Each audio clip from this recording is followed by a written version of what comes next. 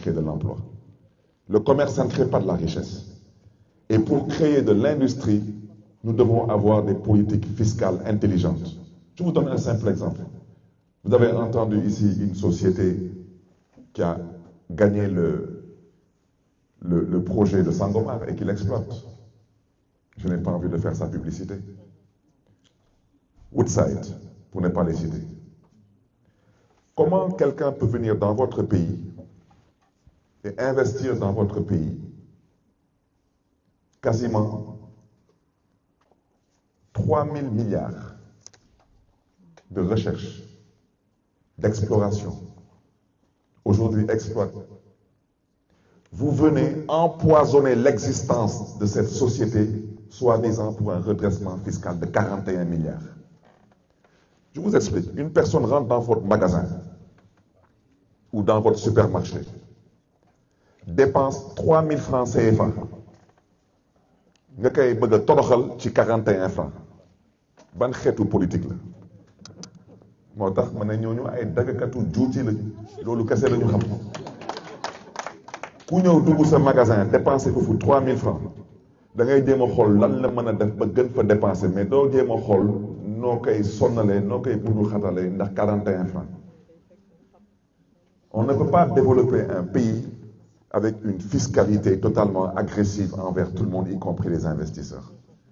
Un pays, on le développe à partir d'une intelligence et d'une vision. Et j'ai parlé donc de ces deux pieds, ces deux équilibres, j'ai parlé de ces 5 organes vitaux, mais il ne faut pas oublier que l'humain trouve surtout son équilibre avec ses 2 bras. La main droite, ce sera la diplomatie et la coopération, je reviendrai là-dessus. Parce que ces histoires de slogans creux de la France dégage, ces histoires de manque de vision, vous savez, quand vous êtes malade, vous venez en France, quand vous voulez étudier, vous venez en France, quand vous voulez aller en vacances, vous venez en France. Voilà, votre langue officielle, c'est la France, mais vous avez le complexe de la France, c'est que vous n'avez aucune vision. La France a été et restera un partenaire stratégique du Sénégal.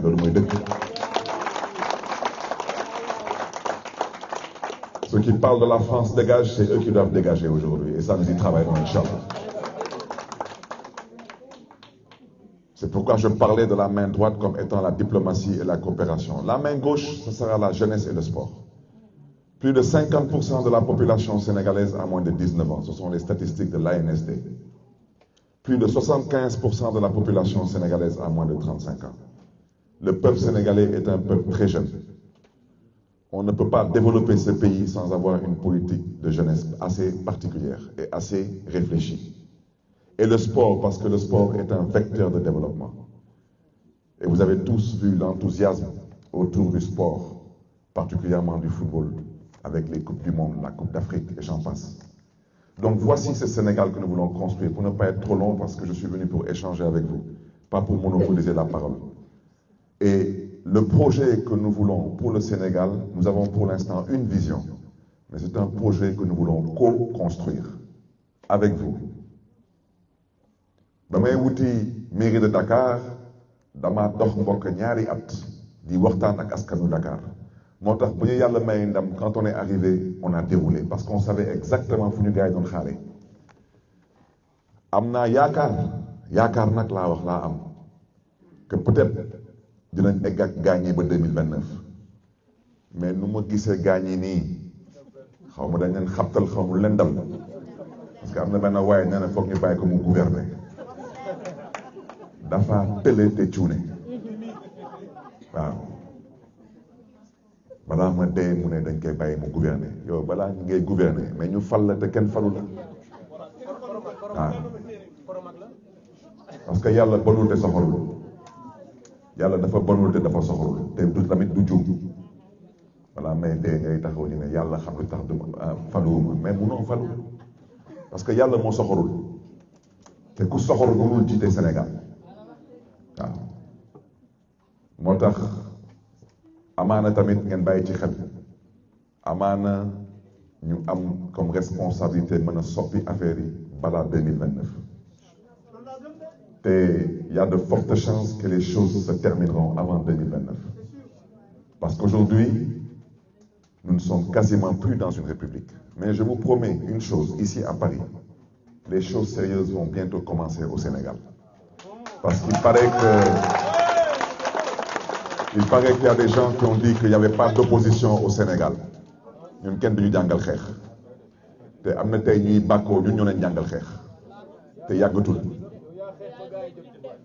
ku yor nag du sëkk te ragal du yeewu Sénégal parce que ñu bëgg a foyer avec l'avenir de 18 millions de Sénégalais dañu dul toog di ko seetaan lu leen mbir di jaral dinañu ko jaral tamit mais dëkk bi moom lu am ba am te ñun nangu ko parce que duñu gëm yàlla nangu nañu que 54% de l'électorat du Sénégal a voté pour un homme qui s'appelle Bassirou Diomaye Diakhar Faye te ñu ngi koy ñaanal jàmm ak salaam na góorgóorlu nag wante keneen ku fi bëgg a woo leneen ñu won na suñu bopp ak suñu jikko parce que dañ ko dul nangu balaa may dee ma dëgg fi benn waay yàkkamtiwuma ko nag ba ma ñibbi Sénégal rek nee na que moom daal même sax su démissionné day delluwaat assemblée nationale bés bu delluwaatee assemblée nationale ma xam ne ni man mii Jean-Paul Dias juruma parce que am na lu kenn dul seetaan man xëccoo naa pour doon député wante waxoon naa ko namuma dara ci assemblée nationale moo tax ba ñuy def seen tappale yi ma seetaan leen ak seen assemblée nationale mbiru mairie de Dakar de ma ci sori je le répète ça a été un braquage et ceux qui ont braqué la mairie de Dakar le regretteront ça je vous le promets. Je ne suis pas un homme qui menace qui que ce soit mais je suis un homme de principe. Il ne s'agit pas de mon mandat, il s'agit de la mairie de Dakar, il s'agit du peuple de Dakar qui a voté et qui a élu un maire au suffrage direct. Ñu ne kooku dañ koy remettre en cause. Ceux qui l'ont fait vont le regretter. te yàggatul te ëllëg du ndekki du añ. C'est pour le principe, pour que plus jamais au Sénégal un homme politique pense qu'avec le pouvoir il peut se permettre de remettre en cause le vote du peuple. C'est pas acceptable. Et c'est la raison pour laquelle je vous dis, s'il retourne à l'Assemblée nationale, ñaar mooy am, je retourne avec lui à l'Assemblée nationale. te comme namuma dara ci Assemblée nationale, qu'il sache une chose, s'il retourne à l'Assemblée nationale, nous allons envahir l'Assemblée nationale pour le mettre à la porte. Parce que ce que la loi dit, c'est clair. La loi dit que quand on a été condamné définitivement, on est radié de son mandat de député. Et le ministre de la Justice m'entend. Il m'entend très bien, ce ministre de la Justice. Et lui aussi, il doit comprendre une chose. Il a posé des actes et il aura aussi des comptes à rendre. Parce qu'il sait que ce qu'il a fait envers mon mandat de député, c'est totalement illégal, il le sait. Mon mandat précédent, sous Macky Sall avait la possibilité, je le confirme, par le biais de son ministre de la Justice, de me retirer mon mandat de député. Il en avait la possibilité. Il ne l'a pas fait. C'est pourquoi je dis que Macky Sall, ça reste tout de même l'élégance personnifiée. Dans l'opposition, il a été élégant. Quant à mon mandat de maire, Macky Sall savait que je n'étais pas condamné pour un crime, mais pour un délit. Il ne pouvait pas me retirer ce mandat. C'est pourquoi ceux qui l'ont fait là, ils comprendront que lu Yàlla santaane mooy dem julli ji. Maintenant, quant à celui qui dit que s'il démissionne, il retourne à l'Assemblée. S'il rentre à l'Assemblée, on va envahir l'Assemblée. C'est tout. Parce que ñun Sénégal du ñu nangu ñuy bëgg a noot duñ ko dul nangu. Day yomb bu mu ëpp. moo tax ma waxaat lu ma waxaat. mais kay biiralaat le président Bassirou Diomaye Faye xoolaat taxawaayam te gën a góorgóorlu. Il y va de l'intérêt de tout le monde. am na lu kenn dul toog di seetaan. yow kan ngay da nga mën a toog fii Sénégal ne da ngay napp nit ñi mais tu te prends pour qui toi? Tu te prends pour qui? Nous sommes dans une république. Si dans une république il y a des textes, il y a des lois, ça s'applique à tout le monde. Ceux qui ont été condamnés définitivement doivent savoir à quoi s'en tenir. Moi, j'ai été condamné plusieurs fois au Sénégal et j'ai accepté le verdict des tribunaux. Des fois, je n'étais pas d'accord, mais je suis un citoyen. Je peux commenter une décision de justice, mais je n'ai pas d'autre choix que de l'accepter et de subir. Yow ñu condamné la balaa may dee nag ngay jëm a yeewlu ak di fooye xelu ak di bëgg a fooye xelu nit ñi. Il sait très bien qu'il est inéligible. xanaa nga toog te muñ ba 2034 mais 2029 moom neel bàyyi bàyyi rek waaw comme dafa amoon loo yéene woon ñenn ñi yàlla wane boppam parce que ñun naam peut-être jaay nga ñu doole wante amul solo parce que 2029 dinañ bokk incha allah wante ku dul bokk 2029 moom xam na boppam. donc mbokk yi dama bañoon guddal mais je n'ai même pas j'ai même pas senti le besoin de parler de la situation du pays. Que ce soit la situation économique, vous la connaissez, la situation diplomatique, vous la connaissez, la situation en termes de liberté individuelle et collective, je n'ai pas besoin de vous faire un dessin.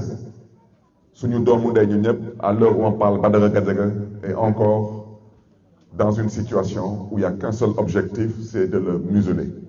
Et c'est à dénoncer. Koutoudou Taï Badara Gadiaga, Sahel Demchi Abdou Nguer, Sahel Demchi Assane Diouf, Sahel Demchi Lat Diop, Sahel Demchi Bachir Fofana, Sahel Demchi Moustapha Diakhaté, Koulim Diouf, Assane, je l'ai dit. Et toutes ces personnes, aujourd'hui, sont en prison à cause de la volonté d'une personne qui est totalement allergique au principe de la démocratie. Et c'est ça qui est dommage. Et je ne vais pas cesser de réitérer mon appel envers les magistrats. Parce qu'ils ont des familles. Ce sont des Sénégalais. Nous nous disons que chaque fois qu'ils ont le bon de contexte en Kaolel. Mais nous tamit nous gogolu xolat sen taxaway. Parce que amna lu ko jarul. Amna lu ko jarul.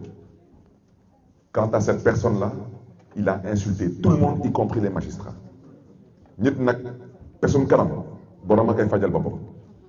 Les magistrats aujourd'hui doivent dire le droit. Ceux qui doivent être condamnés, on les condamne, il n'y a pas de souci. Mais on ne peut pas mettre des gens en prison parce qu'ils ont exprimé leur point de vue. C'est ça la vérité. Et pendant ce temps, il y a des gens qui sont là à insulter, y compris de maires, d'honnêtes citoyens. Et après, des gens qui se disent être des autorités, qui se permettent de se déplacer en prison pour aller soutenir des insulteurs publics. Et ensuite, on nous demande de vivre dans une république où on doit respecter soi-disant des institutions.